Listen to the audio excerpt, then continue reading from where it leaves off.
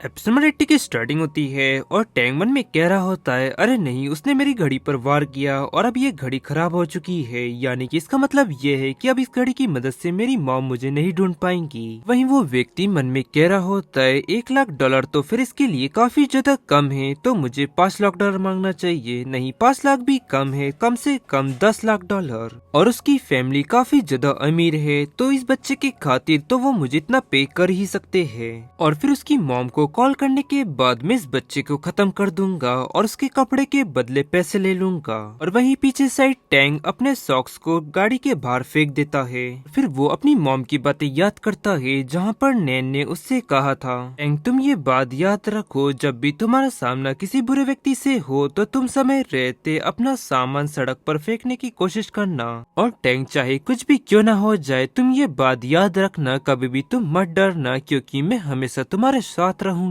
और आगे टैंग मन में कहता है, मैं ये सॉक्स भी उतार देता हूँ और फेंकता हूँ कि मॉम को पता चल सके कि मैं किस तरफ जा रहा हूँ। उम्मीद करता हूँ कि मॉम जल्द से जल्द मुझे ढूंढ निकाले। और फिर सीन शिफ्ट वही दूसरी तरफ नैन उस खेत पर पहुँच जाती है और वहीं टीचर चिल्लाती हुई कहती है, मिस नैन प्लीज प्लीज आप मुझे माफ करिएगा। और नैन आगे कहती है, मिस क्या आपको टैंक की कोई न्यूज मिली? और फिर आगे टीचर रोती हुई कहती है, हमने दोबारा खेत की फिर से तलाशी ली, लेकिन हमें टैंक का कोई भी निशान नहीं मिला। और हमने उस बच्चे से दोबारा विस्तार में पूछा, उसने हमें बताया कि उसने उस व्यक्ति को टैंक को ले जाते हुए देखा। और उसकी ये सब बातें सुनने लगी। कहती है, वो लोग कहाँ गए? तब टीचर कहती है, वो लोग उस फ्रूट के पेड़ की तरफ गए थे और हमारे कुछ टीचर्स भी उधर देखने के लिए गए हुए हैं। फिर तभी भागते हुए हुआंग उसके पास आता है और कहता है, नैन उस व्यक्ति ने ठान रखा है कि वो टैंक को अपने साथ ले जाएगा और इसीलिए मुझे लगता है कि वो भीड़ भाड़ वाले एरिया में उसे कभी नहीं ले जाएगा।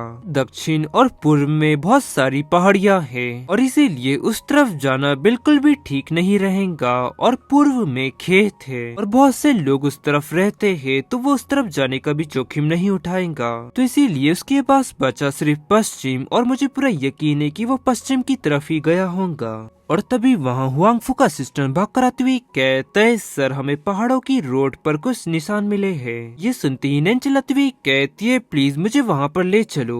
वो कहता है, हाँ ठीक है। और फिर वो तेजी से आगे बढ़ने लगते हैं। हुआंगफू कहता है, तुम ज्यादा तेज मत दौड़ो, सड़क काफी ज्यादा उबड़ खाबड़ है। और वही नैन का पैर फिसल जाता है और हुआंगफू से पकड़ के नीचे गिरने लगता है। और फिर वो दोनों नीचे गिरते हुए जाकर एक पेड़ से टकराते हैं। और फिर आगे हुआंगफू कहता है, नैन क्या तुम ठीक हो? तब वो कहती है, हाँ मैं ठीक हूँ, और तुम? और आगे वांगफू कहते हैं, नैन मैं ये बात अच्छी तरह से जानता हूँ कि तुम टैंक को लेकर काफी ज्यादा परेशान हो, लेकिन मैंने पहले ही अपने कुछ व्यक्तियों को कह दिया है कि वो जाकर टैंक की तलाश करे। और तभी नैन की नजर दाई तरफ पड़ती है और कहती है, वो देखो वो तो टैंक का रुमाल है। आगे मन में कहती है, तो यानी कि इसका मतलब ये है कि ये वही जगह है जहाँ से टैंक पकड़ा गया था। और वही हुआंगफू कहते हैं, नैन इस तरफ देखो, यहाँ पर ट्रक टायर के निशान हैं। और गाइस इसी के साथ ये एपिसोड यहाँ एंड होता है। पसंद आया तो लाइक एंड सब्सक्राइब जरूर करें। मिलता है आपको जल्दी नेक्स्ट एपिसोड में।